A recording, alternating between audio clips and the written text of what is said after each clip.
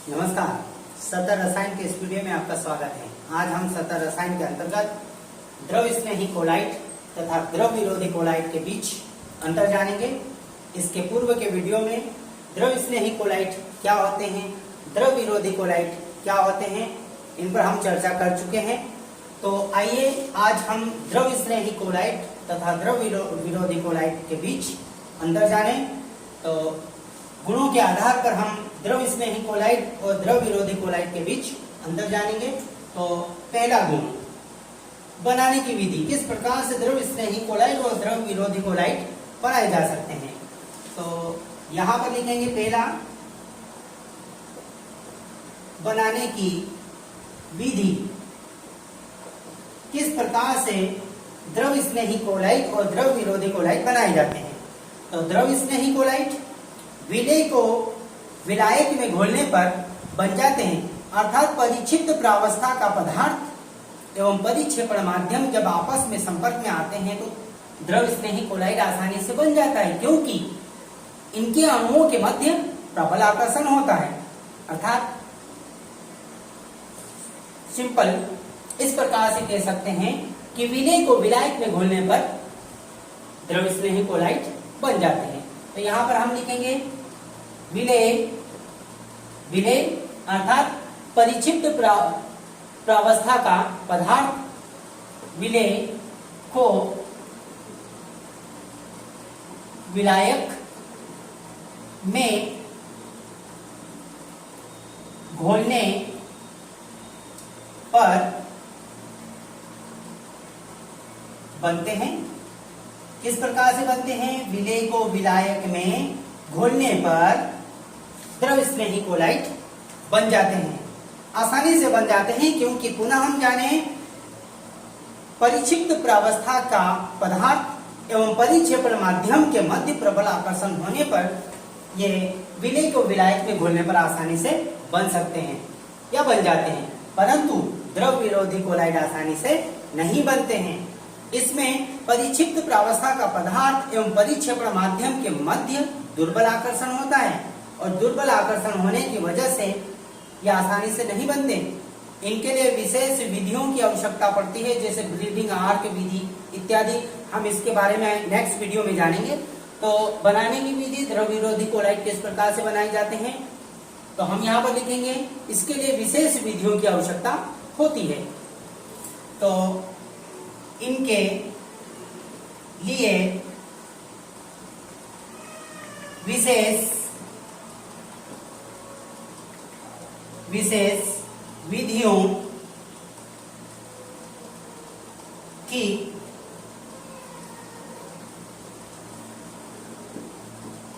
आवश्यकता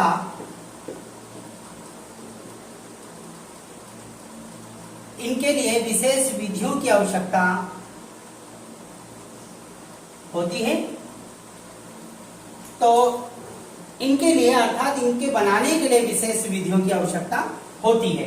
तो पहला अंतर, बनाने की विधि पर चर्चा की। दूसरा, हम स्थायित्व पर चर्चा करेंगे।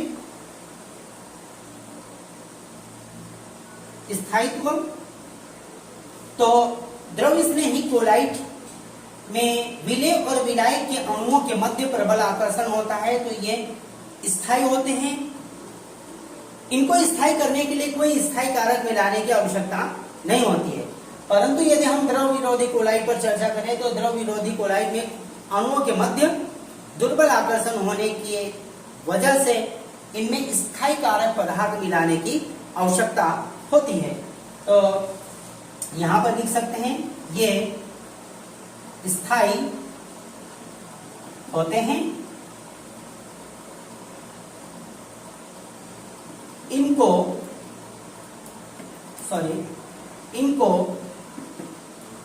बनाने के लिए स्थायी कारक मिलाने की आवश्यकता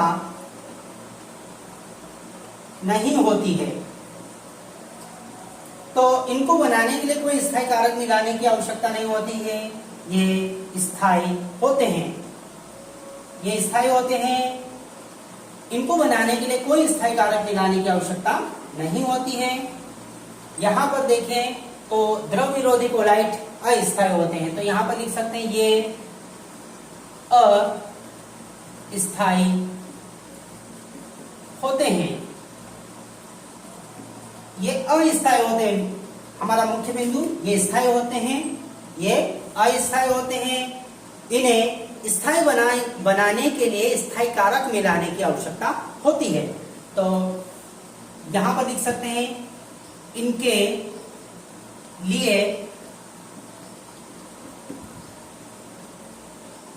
स्थायी कारक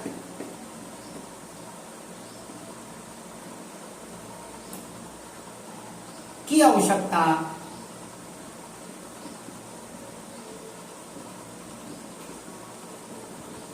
होती है। तो इनको बनाने के लिए स्थायी कारक की आवश्यकता होती है, या इनको स्थायी बनाए रखने के लिए स्थायी कारक की आवश्यकता होती है। तो हमने दूसरा अंतर जाना स्थायित्व, ये स्थायी होते हैं, ये अस्थायी होते हैं। अब हम अगला बिंदु जाने, विद्युत अपघट्य का प्रभाव, किस प्रकार से द्रव स्नेही कोलाइड और द्रव विरोधी कोलाइड पर विद्युत अपघट्य का प्रभाव होगा। तो अगला बिंदु इस प्रकार से, तीसरा, विद्युत अपघट्य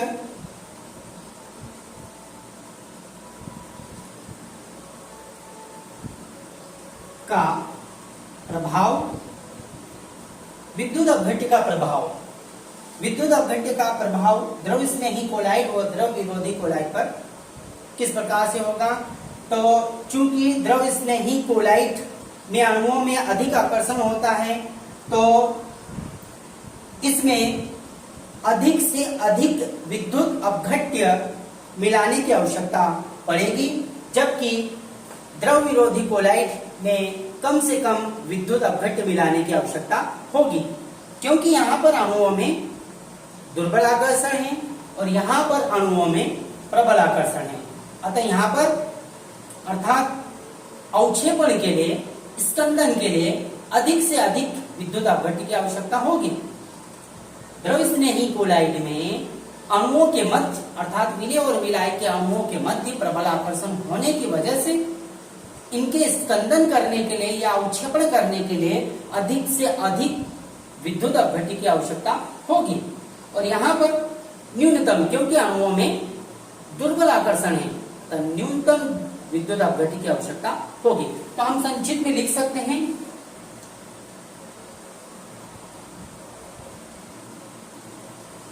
इनके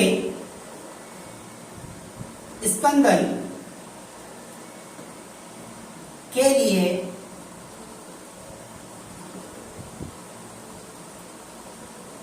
अधिक से अधिक विद्युत अपघट्य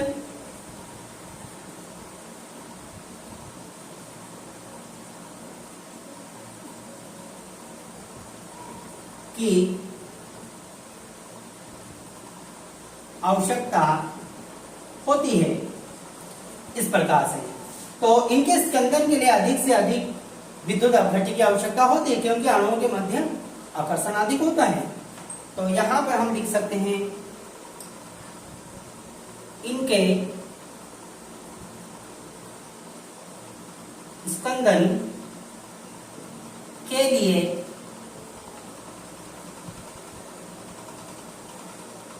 बहुत कम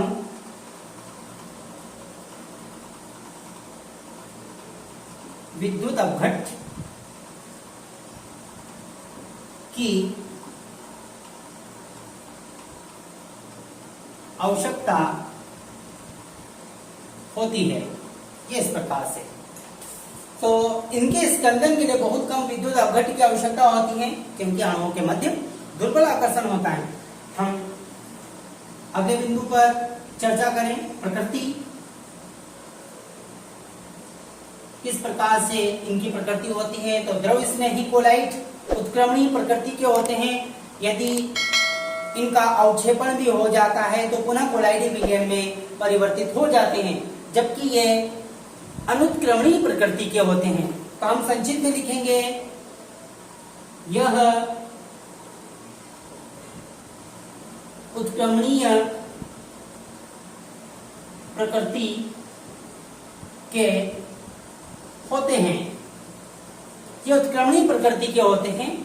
पुनः कोलाइड विलयन में, पुनः स्कंदन होने के पश्चात पुनः कोलाइड विलयन में आसानी से परिवर्तित हो सकते हैं, या कह सकते हैं कि ये उत्क्रमणीय प्रकृति के होते हैं। इनके अवक्षेपण के पश्चात पुनः परिक्षेपण माध्यम के संपर्क में आने पर ये कोलाइडी विलयन में आसानी से परिवर्तित हो जाते हैं। तो यहाँ पर हम इस प्रकार से लिखेंगे, ये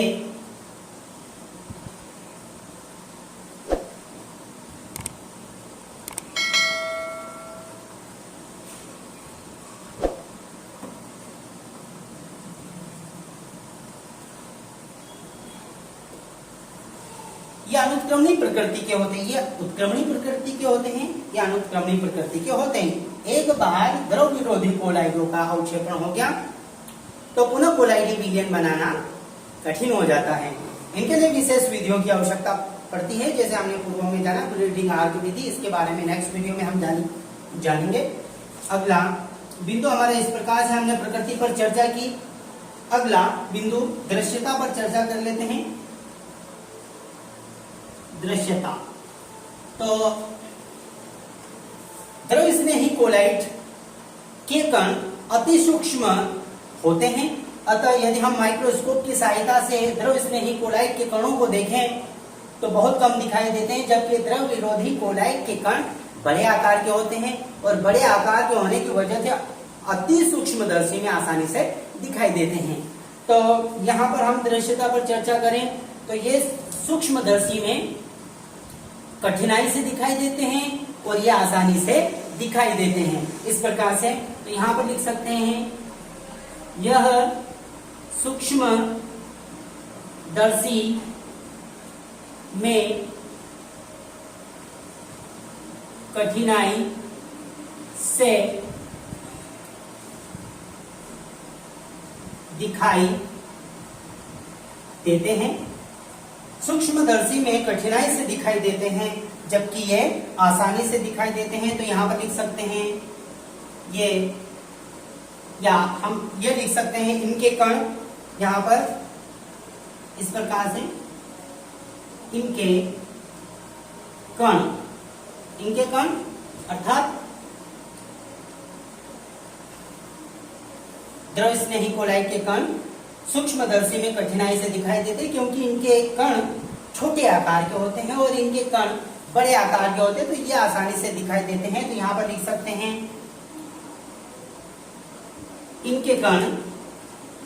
इनके कण सूक्ष्मदर्शी में आसानी से दिखाई देते हैं। इनके कण सूक्ष्मदर्शी में आसानी से दिखाई देते हैं। हमने दृश्यता पर चर्चा की। अगला बिंदु हमारा टिंडल प्रभाव। हम टिंडल प्रभाव पर चर्चा कर लेते हैं। तो द्रव स्नेही कोलाइड के कण छोटे आकार के होते हैं और छोटे आकार की होने की वजह से टिंडल प्रभाव अर्थात प्रकाश का प्रकीर्णन कम प्रदर्शित करते हैं, जबकि द्रव विरोधी कोलाइड के कण बड़े आकार के होने की वजह से टिंडल प्रभाव अधिक प्रदर्शित करते हैं, अर्थात प्रकाश का प्रकीर्णन अधिक होता है। तो इस प्रकार से आज हमने कुछ बिंदुओं पर चर्चा की, द्रव स्नेही कोलाइड तथा द्रव विरोधी कोलाइड में अंतर। आपने वीडियो को अंत तक देखा, धन्यवाद। यदि आप चैनल पर नए हो तो प्लीज चैनल को सब्सक्राइब कीजिए। धन्यवाद।